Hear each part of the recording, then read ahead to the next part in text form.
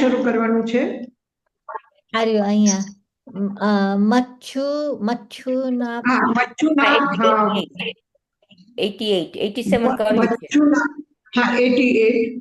મચ્છુના ભાહવો, આ ભાહવો એમાં આ જે એવી રીતે એસ છે ને, એનો મતલબ અહીંયા સંધિ છે, ઉચ્ચારણ થશે એનું. મચ્છુના અભાહવો લોગો જરાએ પરિવાર્યું. મચ્છુના અભાહવો, અભ્યાહત એટલે એનાથી આઘાત લાગે છે. કોના આઘાતથી દુઃખી થાય છે? મૃત્યુના આઘાતના લીધે વ્યક્તિ દુઃખી થાય છે. દુઃખના બે કારણ છે, એક મૃત્યુ અને એક વૃદ્ધાવસ્થા. જરા, જરા એટલે વૃદ્ધાવસ્થા પણ આપણે કહીએ છીએ, પણ વૃદ્ધાવસ્થા નહીં. અમુક લોકો વૃદ્ધાવસ્થામાં પણ એક્ટિવ હોય છે, ઉર્જાવાન હોય છે, પણ જરા, જરા એટલે બધું ક્ષીણ થઈ ગયું છે, શક્તિ એની ક્ષીણ થઈ ગઈ છે, ઇન્દ્રિયોની કામ કરવાની ક્ષમતા ઓછી થઈ ગઈ છે. જેવી રીતે ઉત્તરાર્ધી સૂત્રના 10મા અધ્યાયમાં ભગવાન મહાવીર ગૌતમ સ્વામીને કહે છે, પરિજુરહી તે શરીરયમ, આ શરીર જીર્ણ થઈ રહ્યું છે, વૃદ્ધ થયું છે એમ નથી કહેતા. અને આપણે ત્યાં વૃદ્ધને વૃદ્ધ નથી કહેતા. એ જ્ઞાની જો વૃદ્ધ હોય તો આપણે એને કહીએ છીએ જ્ઞાન સ્થવિર. સ્થવિર શબ્દનો પ્રયોગ કર્યો, વૃદ્ધનું નથી કર્યું. તો જરા કીધું છે અહીંયા, જરાએ પરિવાર્યું, જરાથી ઘેરાયેલું એટલે આંખોની જોવાની ક્ષમતા એકદમ ઓછી થઈ ગઈ છે.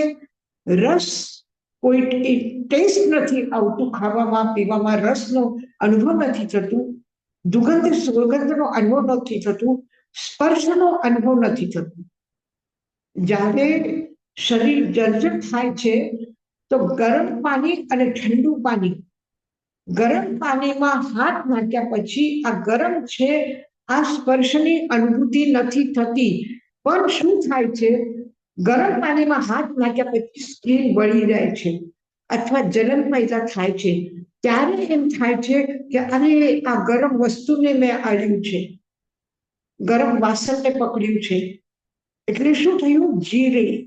જીર્ણ થઈ ગઈ છે ક્ષમતા, શરીરની ક્ષમતા, મનની ક્ષમતા, સહન કરવાની ક્ષમતા, બધું ક્ષીણ થઈ ગયું છે, ખતમ થઈ ગયું છે. તો આ શું છે? દુઃખનું કારણ છે. જરાએ પરિવાર્યું, જરાથી ઘેરાઈ ગયેલો જે વ્યક્તિ છે એ દુઃખી થાય છે. મચ્છુના અભ્યાહો, અભ્યાહત, આહત એટલે એનાથી ઘાયલ થયેલા, મૃત્યુના દુઃખથી પીડાયેલા. મૃત્યુના દુઃખથી, મૃત્યુનો દુઃખ કેવી રીતે છે કે એકદમ મૃત્યુ આવવાની તૈયારી છે, શરીરમાં ભયંકર વેદના છે, શ્વાસ લેવામાં તકલીફ છે, અને ડોક્ટરોની બધી નળીઓ નાકમાં, કાનમાં, મોઢામાં બધામાં લાગેલી છે. તો આવા જે મૃત્યુનો સમય જે છે આ પીડાદાયક છે, વેદનાથી ભરેલું છે. તો એક તો મૃત્યુનો દુઃખ છે, એક તો જરાનું દુઃખ છે. જન્મ દુઃખમ, જરા દુઃખમ, રોગાની, મરણાની, આ 4 પ્રકારના દુઃખ કયા છે. તો જન્મ થયું ત્યારે તો ખબર ન પડી, એનો દુઃખનો અનુભવ નથી. થોડું ઘણું માથું દુખે તો એનું કઈ દુઃખ લાગતું નથી. કોનું દુઃખ વધારે લાગે? એક તો જરાનું દુઃખ અને મૃત્યુનો દુઃખ. તો જરાથી ઘેરાયેલું વ્યક્તિ દુઃખી છે સંસારમાં, અને મૃત્યુથી પીડાયેલું, મૃત્યુનો દુઃખ થાય છે. આ છોડવું સહેલું નથી. શરીર સ્વસ્થ છે, ઇન્દ્રિયા બરાબર કામ કરે છે, ક્ષમતા છે, છતાં પણ જો ખબર પડે કે મૃત્યુ થવાનું છે, અને એટલા માટે આપણે કોઈ પણ સત્યનું વિસ્મરણ કરીએ છીએ તો સૌથી પહેલા મૃત્યુનું વિસ્મરણ છે. મૃત્યુ અવશ્ય ભાવી છે, નિશ્ચિત રૂપથી દરેક વ્યક્તિને જે જન્મ્યા છે એને મરવાનું છે, પણ આપણે કોઈ દિવસ વિચારતા નથી કે મને પણ મરવાનું છે. બીજાને મરતા જોઈએ. ઘણી વખત આપણે કોઈ બીજા મર્યા હોય તો એની ખુશી મનાવીએ, કોઈ બીજા મર્યા હોય તો એને દુઃખ પણ મનાવીએ, પણ આમાંથી હું પણ નીકળીશ એ કોઈ દિવસ આપણે વિચારતા નથી ને સ્વીકાર કરતા નથી. બુદ્ધના જીવનમાં વૈરાગ્યનું કારણ સૌથી મોટું એ હતું, એના પિતાને ખબર હતી કે બુદ્ધ સંસારમાં રહેવાના નથી, આ નિશ્ચિત રૂપથી ઘર છોડીને નીકળી જશે, એટલે એને એવી તૈયારી કરી હતી કે એને દુઃખ કંઈ ખબર જ ન પડે, સુખમાં ને સુખમાં રહ્યા. એક દિવસ નગરની બહાર ગયા. નગરની બહાર ગયા તો એને શું જોયું? એક એકદમ વૃદ્ધ વ્યક્તિ, ચાલતા ફાવતું નથી પણ ચાલવું પડે છે, હાથમાં લાકડી લઈને હાથ એકદમ કાપે છે અને એવી રીતે ચાલે છે. બુદ્ધુ કીધું કે આ કોણ છે? આને શું કહેવાય? તો કે આ તો મનુષ્ય છે. કે મનુષ્ય આવા હોય? મેં તો જોયું નથી આવા વ્યક્તિ. કે ના, દરેક વ્યક્તિ વૃદ્ધ થવાનું છે અને દરેકને આ સ્થિતિમાંથી જવું પડશે. તો કે હું પણ વૃદ્ધ થવાનું છે, હું પણ જરા થઈશ. તો કે હા, અરે આવી સ્થિતિ મારી થવાની છે. અને એને વૈરાગ્ય. એક વ્યક્તિને મરેલાને લોકો ઉપાડીને લઈ જતા હતા, એને જોયું. બુદ્ધ પૂછ્યું, આ શું છે? આ વ્યક્તિને કેમ આમ સુડાવીને લઈ જાય છે? તો કે મરી ગયું. એનો સારથી એને કહે છે કે કેમ મરી ગયું? કે બધાને જ મરવાનું છે, બધા મરે છે. એવી જ રીતે એને લઈ જઈને બાળી નાખે છે. કે અચ્છા, દરેકને મરવાનું છે, હું પણ મરવાનું છું? કે હા, કે જે જન્મે છે મરવાના છે. બુદ્ધ કે અરે બાપરે, આ શું થઈ રહ્યું છે? આ જીવન આટલું સરસ મને લાગતું હતું અને આ શરીર આટલું સુંદર, આટલું શક્તિશાળી મારું, આ આટલું આવી સ્થિતિમાં આવી જશે કે એક લાકડી ઉપાડીને ચાલી શકતો નથી અને એ મરી જાય એટલે લોકો એને બાળીઓ આવશે, ખતમ કરી નાખશે ને. આ શું છે? અને એમાંથી બુદ્ધને વૈરાગ્ય થઈ અને બુદ્ધ ઘર છોડીને નીકળી ગયા. તો આ જ્યારે ખબર પડશે કે આ સ્થિતિ મારી પણ થવાની છે, તો આ દુઃખ માટે, ભોગવવા માટે કોઈ તૈયાર થશે નહીં થાય. તો આ સંસાર જે છે આ બે દુઃખથી ઘેરાયેલું છે. એક મૃત્યુનો દુઃખ, એક જરાનું દુઃખ. પછી એને શું કીધું આગળની ગાથામાં? જાજા વચ્ચઈ રહેલી નશા પડી નિયતઈ ધમ્મમ ચ ગુણમાનસ સફલા જંતિરાયું. તો કે પછી આ સંસારમાં બધા જ આવી રીતે દુઃખી થવાના છે, બધા દુઃખી થશે, કોઈ સુખી નહીં થાય. તો કે થશે સુખી. કોણ થશે સુખી? તો જાજા વચ્ચઈ રહેલી નશા પડી નિયતઈ, જે રાત્રિ વ્યતીત થાય છે, વચ્ચઈ એટલે ગુજરી જાય છે, રહેલી એટલે રાત, જે રાત આપણા જીવનમાંથી એક એક પસાર થઈ રહી છે, નશા પડી નિયતઈ, આ પાછું આ રાત આવવાની નથી.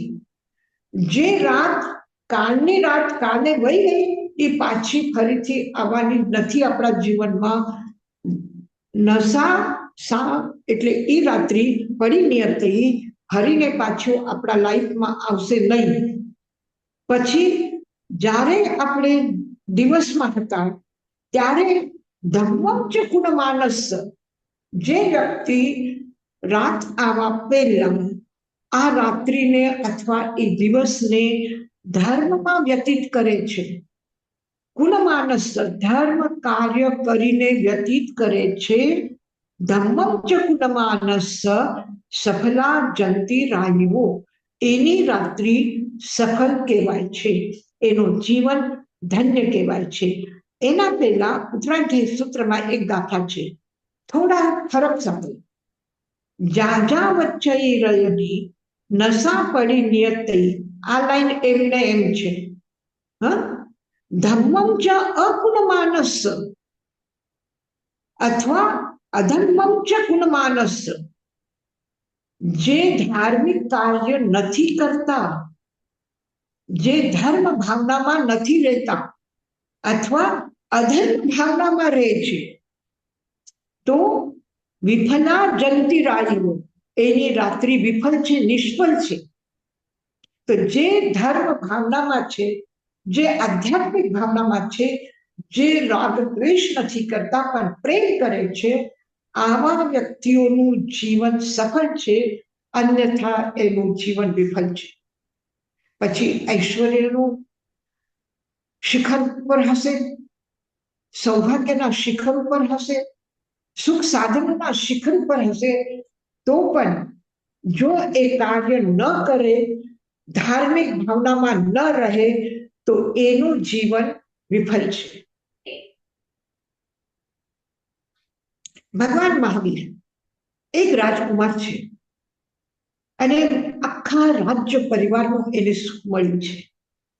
તમે એક પણ દાખલો નહીં સાંભળ્યું એવો કે મહાવીર કોઈ દિવસ દુઃખી થયા છે.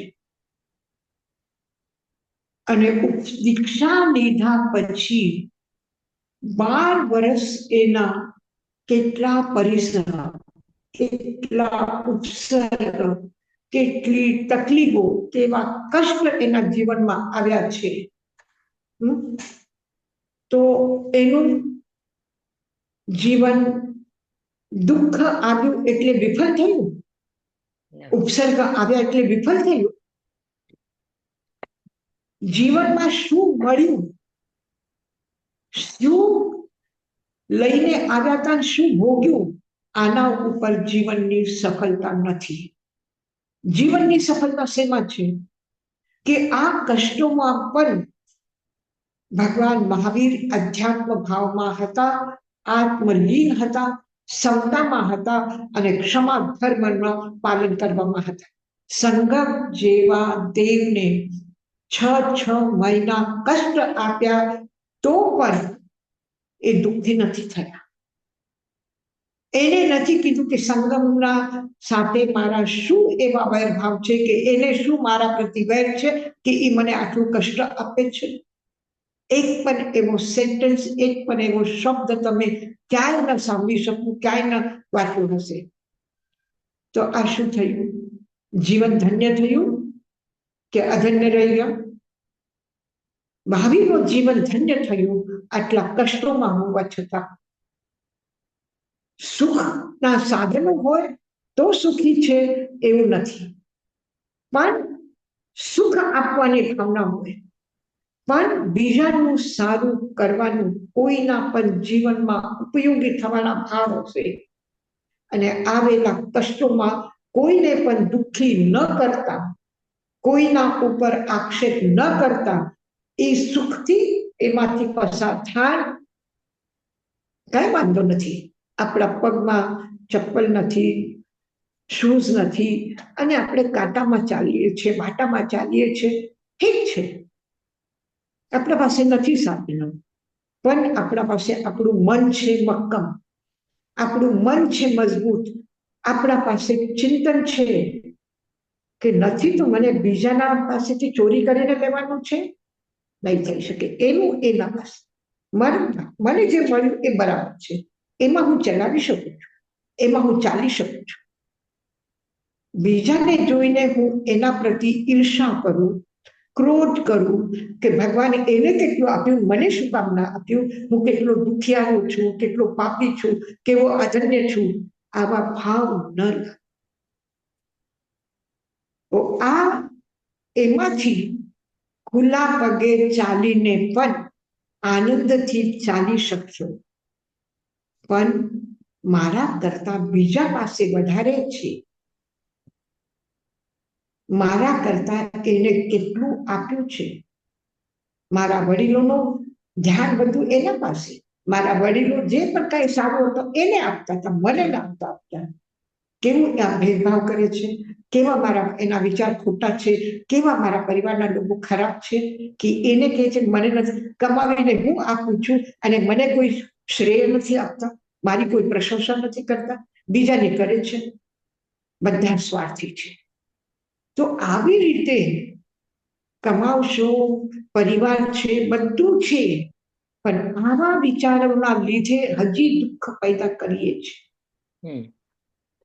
તો જે સાધન લાઈફનો સમય છે, જીવન છે, દિવસ છે, રાત છે, બધું છે, પણ એને આપણે સફળ કેવી રીતે કરી શકીએ? તો ધમ્મમ ચ ગુણ માનસ, તમે ધાર્મિક ભાવમાં રહો, તમે વિવેક સાથે ચાલો, તમે સંભાવમાં રહો, તો પછી એ રાત્રિ બધી સફળ છે, અન્યથા બધી નિષ્ફળ છે. તો એ કે છે, આગળની ગાથા છે, જસથી મચ્ચુના સખમ જસવથી પલાયનમ જો જાને ન મરિસામી સોહુ કંખે સુએ સિયા. કે કાન ઉપર કોણ ભરોસો કરે? આજે રાતના આપણે જવા જાવે આવા વિચાર ખરાબ તો આપણે શું કરીએ? આપણે પાછા સવારના ઉઠીને સારા થઈ જશું? નહીં. એક ક્ષણ પર મારા જિંદગીનો હું ખોટા વિચારોમાં, ખોટું બોલવામાં કે ખોટું કાર્ય કરવામાં નહીં કાઢ્યું, આ મારી પ્રતિજ્ઞા છે. પછી જસતથી મચ્ચુના સખમ, જેની મૃત્યુ સાથે દોસ્તી છે, ફ્રેન્ડશિપ છે, કે મૃત્યુ મને કોઈ દિવસ તકલીફ નહીં આપે, મારા જીવનમાં આવશે જ નહીં મૃત્યુ. જસતથી મચ્ચુના સખમ, જેની મૃત્યુ સાથે દોસ્તી છે, જસવથી પલાયનમ, જે મૃત્યુથી બચીને ભાગી શકે છે, મૃત્યુથી બચીને સુરક્ષિત રહી શકે છે, જેના સુધી મૃત્યુ પહોંચે નહીં એવી સ્થિતિ જે કરી શકે છે. અથવા જો જાને ન મરી સામી, હું કોઈ દિવસ મરવાનો નથી, હું અજર અમર છું, એ જેને ખબર છે, જે જાણે છે, સો હું કંખે સુયાસીએ, એ જ લોકો કાલ ઉપર ભરોસો કરીને આવતીકાલનો ભરોસો કોણ કરશે? એ વ્યક્તિ કરશે કે જેનો મૃત્યુ સાથે દોસ્તી છે, જે મૃત્યુથી બચીને રહી શકે છે, ભાગી શકે છે, અથવા જે જાણે છે કે હું મરવાનો નથી, એ જ વ્યક્તિ સંસારમાં આવતા કાળની પ્રતીક્ષા કરશે. નહીં તો કોઈ ભરોસો નથી આવા વાળો આગલો ક્ષણ કેવો હશે. સમય કોઈના હાથમાં નથી. સમય પોતાની રીતે આવે છે, પોતાના રીતે પસાર થઈ જશે, એ એના ઉપર કરશે. આપણું એના ઉપર કાંઈ ચાલતું નથી. પછી તીર્થંકર હોય, કેવલ જ્ઞાની હોય, જેને આપણે પરમાત્મા કહીએ, એ હોય, અનંત હોય કે જે પણ હોય, એ કોઈ દિવસ મૃત્યુથી બચીને રહી નથી શકતા. દરેકના જીવનમાં મૃત્યુ આવવાનું છે. તો હું કેવી રીતે કહું કે હું કોઈ દિવસ મરીશ નહીં? મારી મૃત્યુ સાથે દોસ્તી શું છે કે એ નહીં મને તકલીફ આપે, નહીં આવશે? નથી. તો એટલે મૃત્યુ અવશ્યંભાવી છે, અને એ લક્ષ્યમાં રાખીને એ તો આવવાના તો છે જ, મારે જવું પડશે. તો જ્યાં સુધી હું અહીંયા છું ત્યાં સુધીના દરેક ક્ષણનો હું સારામાં સારી રીતે ઉપયોગ કરું. હું વાદ વિવાદમાં, હું લડાઈ ઝઘડામાં, હું રાગ દ્વેષમાં સમય પસાર કરું એના કરતા હું ક્ષમાભાવમાં રહું, હું બીજાના માટે કલ્યાણરૂપ થવું, મંગલરૂપ થવું, કોઈનું સારું કરવું, એ મારી ઈચ્છાઓ છે.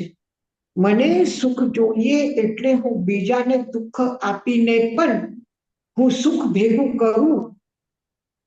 તો બીજાનું સુખ દુઃખ આપ્યું એનું શું થશે? એ ક્યારે ભોગવશું?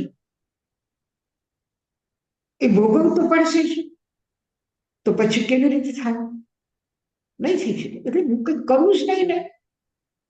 જે મને ભોગવતી વખતે દુઃખ આપશે એવા કાર્ય મારે કરવા નથી. શું વિચાર્યું હતું ભગવાન મહાવીર? કાનમાં ખીલા ઠોક્યા તો કે છે કે મેં પૂર્વ ભાવમાં એના કાનમાં ગરમ શીશો રેડ્યો હતો,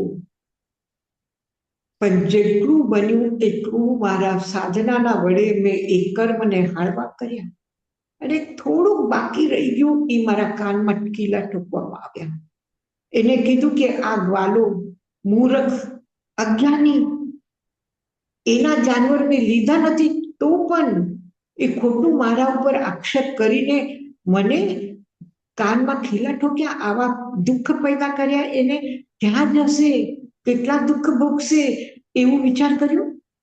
આ પાપી છે, આ અધમ છે, આવા દુષ્કર્મ કરે છે, નથી વિચાર્યું.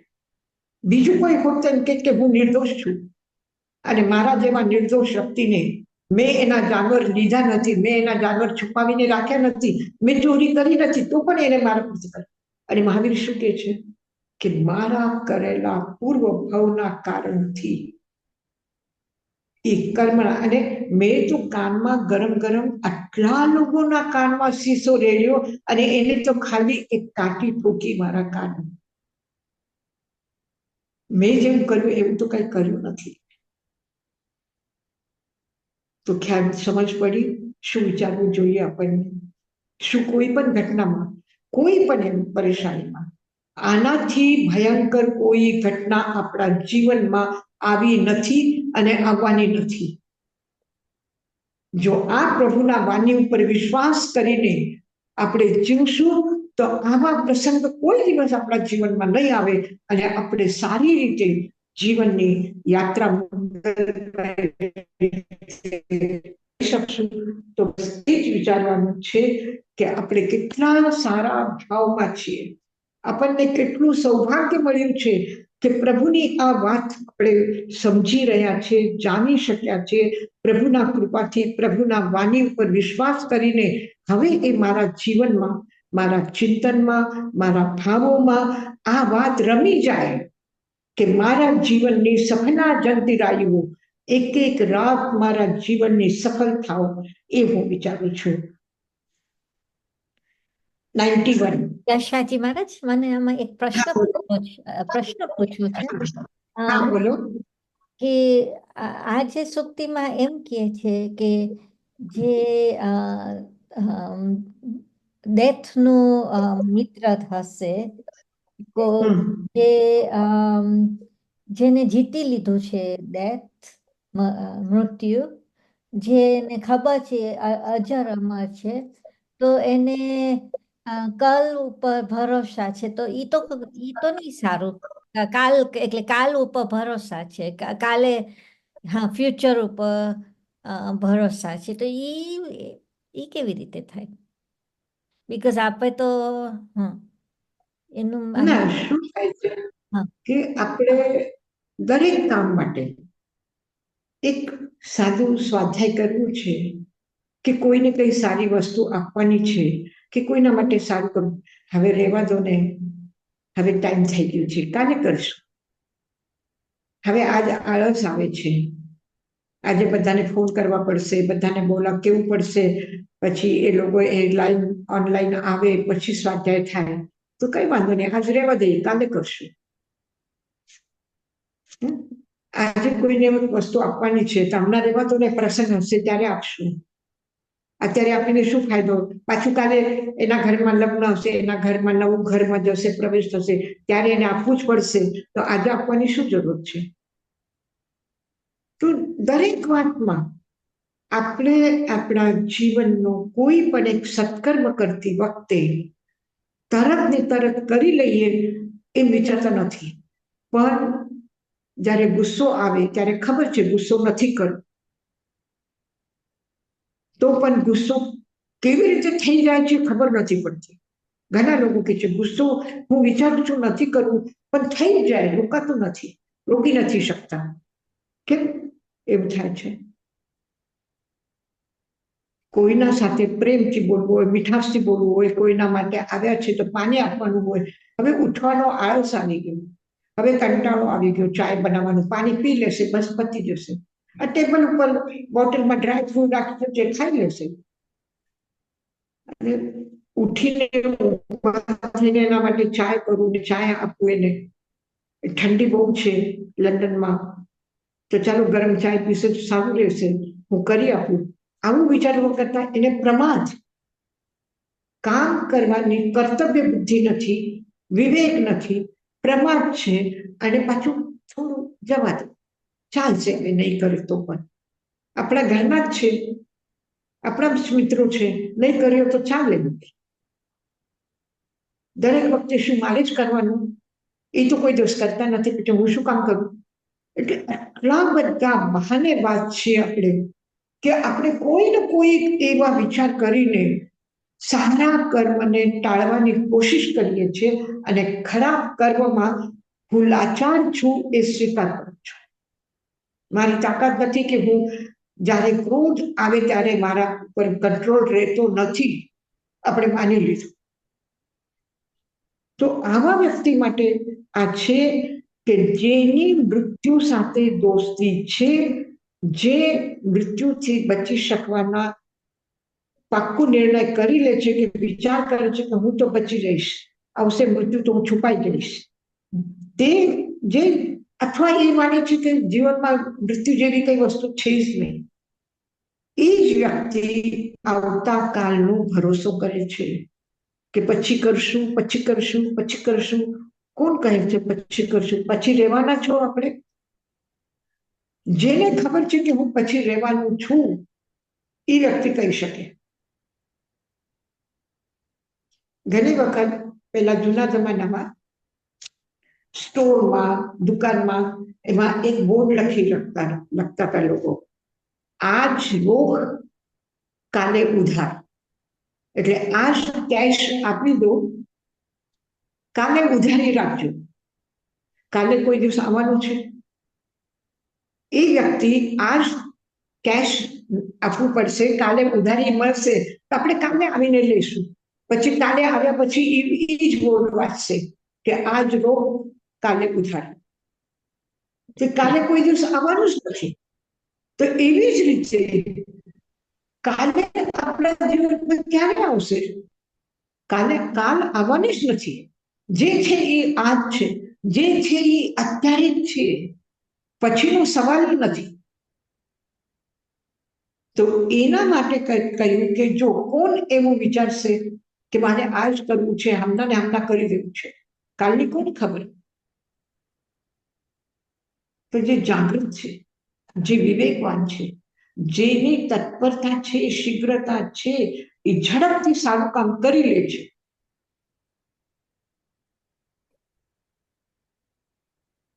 હવે ધર્મ થેન્ક યુ યશાજી મહારાજ.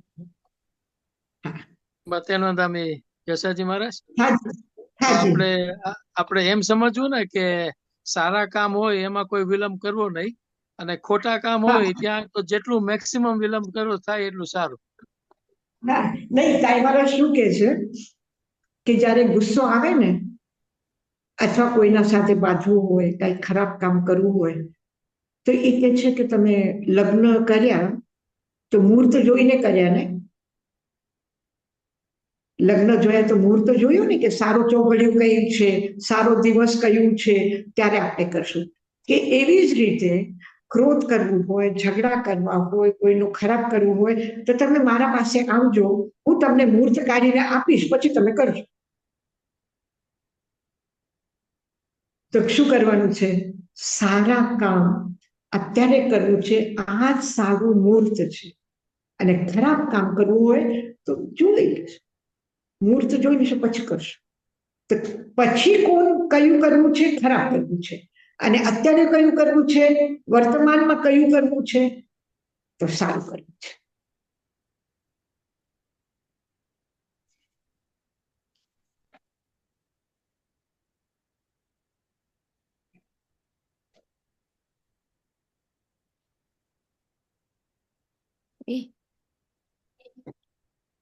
શ્રદ્ધાખમમ ને વિનયિતુરાગમ, શ્રદ્ધાખમમ ને વિનયિતુરાગમ. તો કે ગમે તેમ કહો તમે, મૃત્યુ આવવાની છે, એ આવવાનું છે, બરાબર છે, પણ આ જીવનનો મોહ છે. જીજીવિષા છે. જીજીવિષા એટલે જીવવાની ઈચ્છા છે.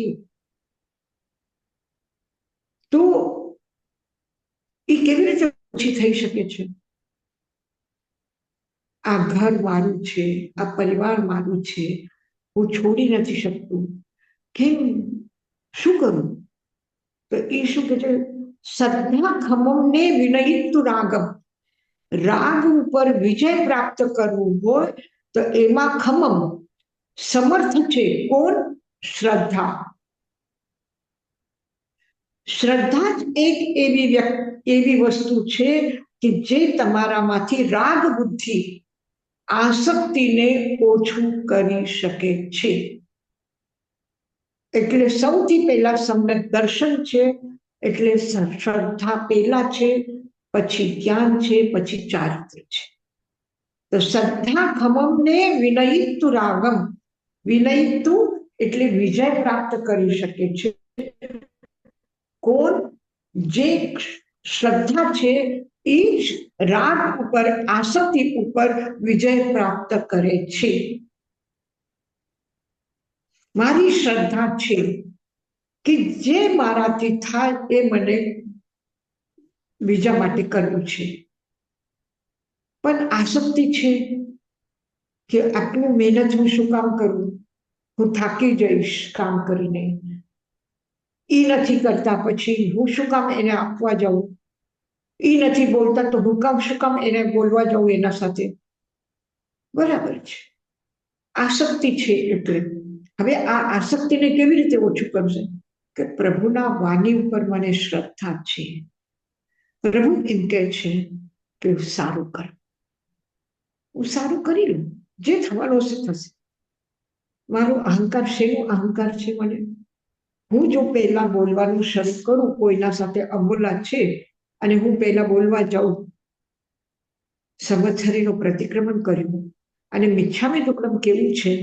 તો આપણે કહીએ ના, ઝઘડો તો એને કર્યું છે, એ પહેલા આવશે બોલવા, એ પહેલા મિચ્છામી દુક્કડમ કહેશે તો હું કહીશ. શા માટે? મારો વિશ્વાસ છે કે પ્રભુ કીધું છે કે ક્ષમા કરવાથી રાગ દ્વેષ ઓછા થાય છે. હું કરી લઉં ક્ષમા. તો શ્રદ્ધા શું કરે છે? અહંકારને તોડે છે, ક્રોધને ખતમ કરે છે, અને એના લીધે જ આસક્તિ આવે છે. તો આસક્તિને ઉપર વિજય પ્રાપ્ત કરવા માટે, રાગ ઉપર વિજય પ્રાપ્ત કરવા માટે શ્રદ્ધા છે.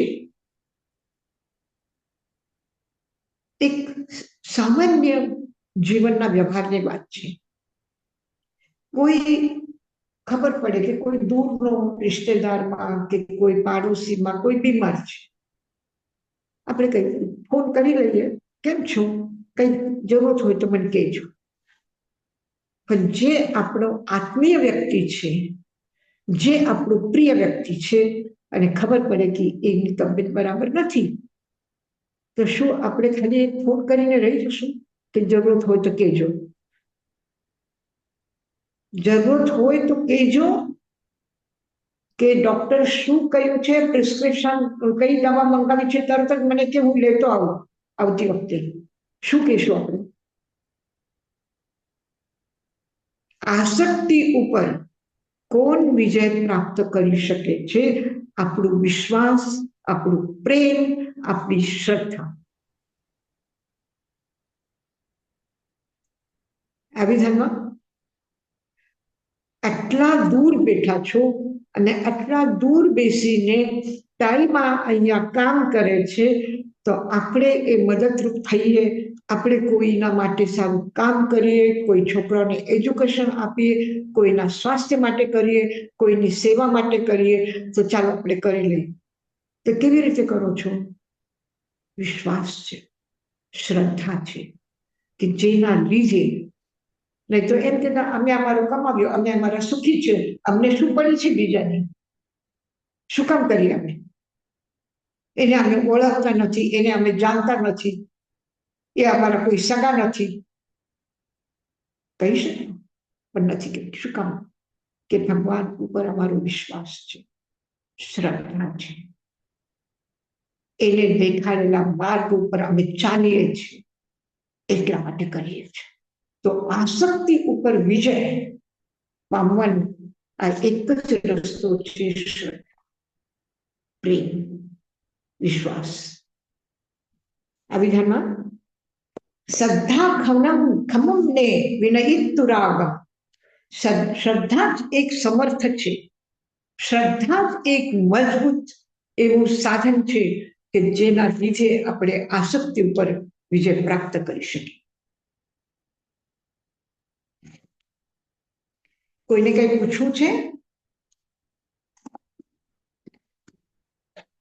આમાં યશાચીમાં ઇન્ટરેસ્ટિંગ એમ ના કીધું કે જ્ઞાનની લીધે રાગથી આપણે મુક્તિ મળશે. શ્રદ્ધા, જ્ઞાનમાં શ્રદ્ધા હોય તો જ્ઞાન તો જ્ઞાન જ એમ. ના, શું આ પ્રાથમિક અવસ્થામાં જ્ઞાન, દર્શન અને ચારિત્ર ત્રણે જુદા છે. શ્રદ્ધા, જ્ઞાન અને ચારિત્ર. પણ એક મહત્વપૂર્ણ વાત તાઈમાં કે છે, આપણે શું બોલીએ છીએ? સમ્યક દર્શન જ્ઞાન ચારિત્રાની મોક્ષ માર્ગ. બરાબર, તત્વાર્થ સૂત્રનો પહેલા અધ્યાયનું પહેલું સૂત્ર છે. સમ્યક દર્શન, સમ્યક જ્ઞાન, સમ્યક ચારિત્ર આ મોક્ષનો માર્ગ છે. બરાબર. તમે આ વાતને એક વ્યવહારિક રૂપમાં બોલો કે લંડનથી સિંગાપુર થઈને ઇન્ડિયા જઈ શકો છો, લંડનથી ડાયરેક્ટ ઇન્ડિયા જઈ શકો છો, લંડનથી જાપાન જઈને ઇન્ડિયા જઈ શકો છો. આ 3 રસ્તા છે. તો તમે 3 રસ્તા બોલો છો.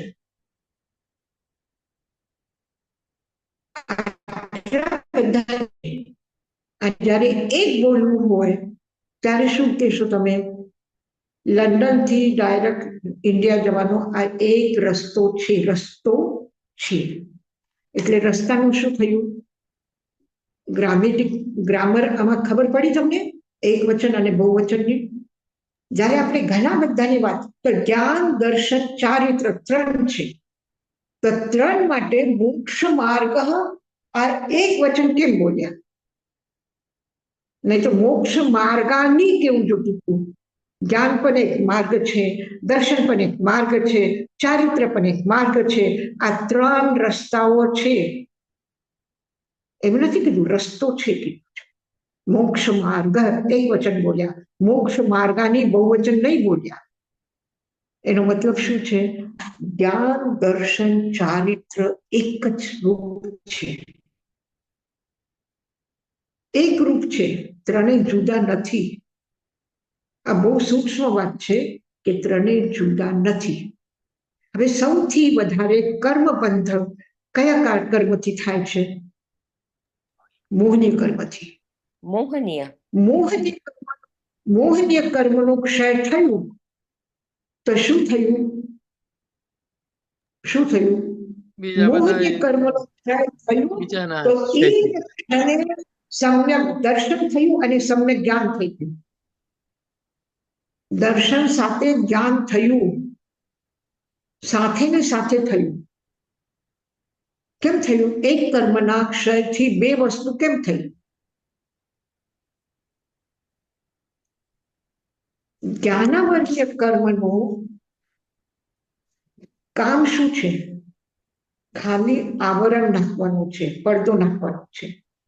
સૂર્ય ઉપર વાદળા આવ્યા તો વાદળા આવવાથી સૂર્યનો પ્રકાશ ઓછું થયું છે? નથી થયું. સૂર્યનો પ્રકાશ એમને એમ છે. તો આત્માનું જ્ઞાન એમને એમ છે.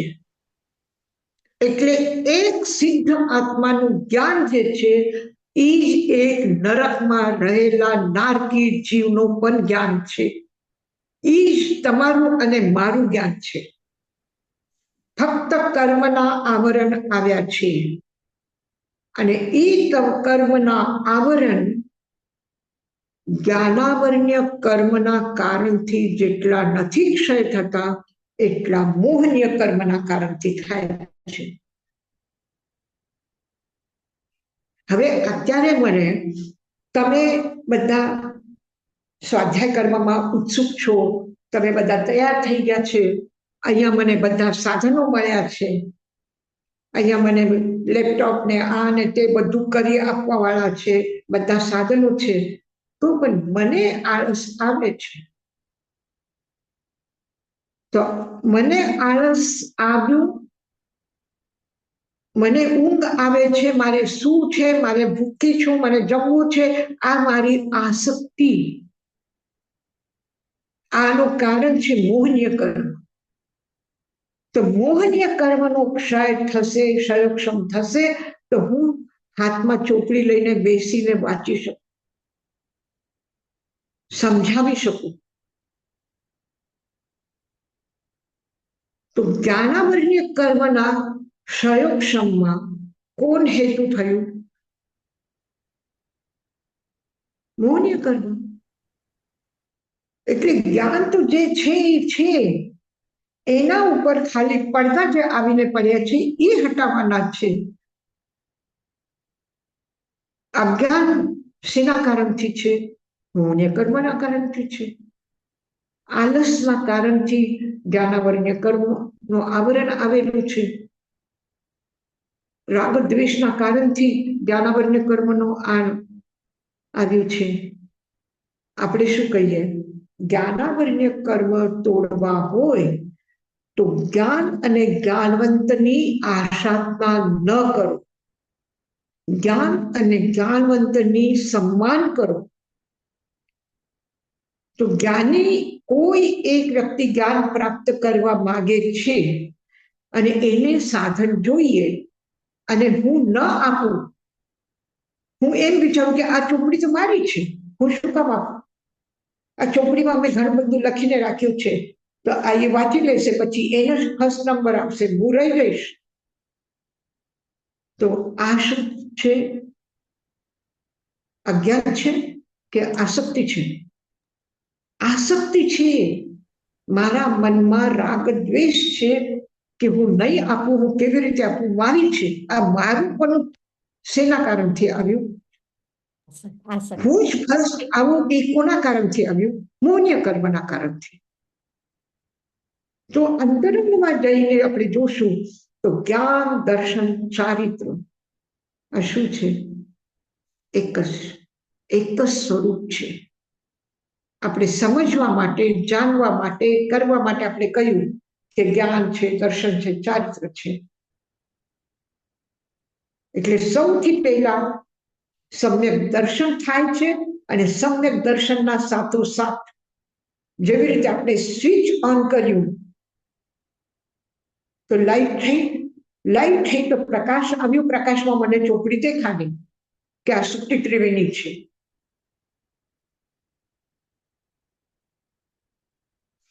લાઈટ ના કારણથી મને સુક્તિ ત્રિવેણી દેખાડી, મેં ચોપડી ખોલીને વાંચી.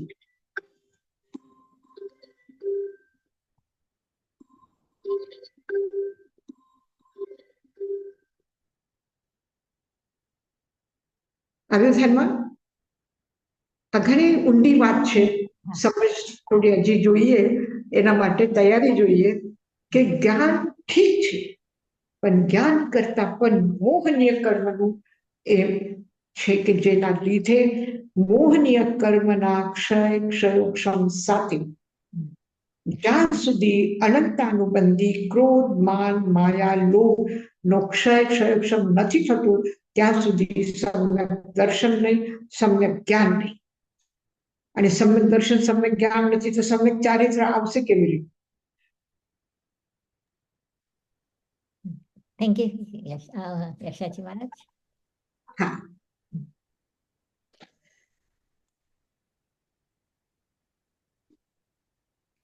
હજી કોઈને કઈ પૂછવું છે કે આપણે આજે પૂરું કરી લઈએ, સમાપન કરી લઈએ પાઠ કરીને?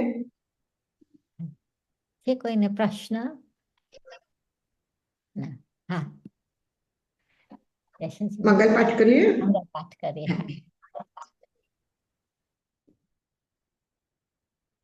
नमो अरन्तानं नमो सिद्धानं नमो आयर्यानं नमो वज्रायानं नमो लोये सबसाहुनं एषो पञ्चनमोक्कारो सर्वपावपणासनो मङ्गलानं च सर्वेसिं परमं हवै मङ्गलम् गुरुदेव्यज्ञाचक्तादिमङ्गलम् अर्हन्तामङ्गलं सिद्धामङ्गलं साहुमङ्गलं केवलिपनत्तोथमो मङ्गलम् चत्तारुलुगुत्तमार्हन्तालुगुत्तमा सिद्धालुगुत्तमा सामुलुगुत्तमा केवलिपनत्तोथमो लुगुत्तमो चत्तारि शरणं पवज्जामि अर्हन्ते शरणं पवज्जामि सिद्धे शरणं पवज्जामि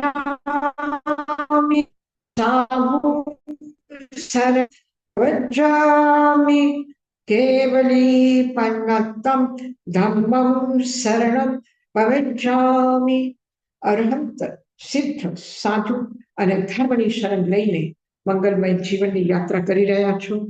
ખૂબ ખૂબ આશીર્વાદ છે આ તીર્થભૂમિના પરમાત્માના આચાર્ય શ્રી તાઈમાના ગુરુદેવના.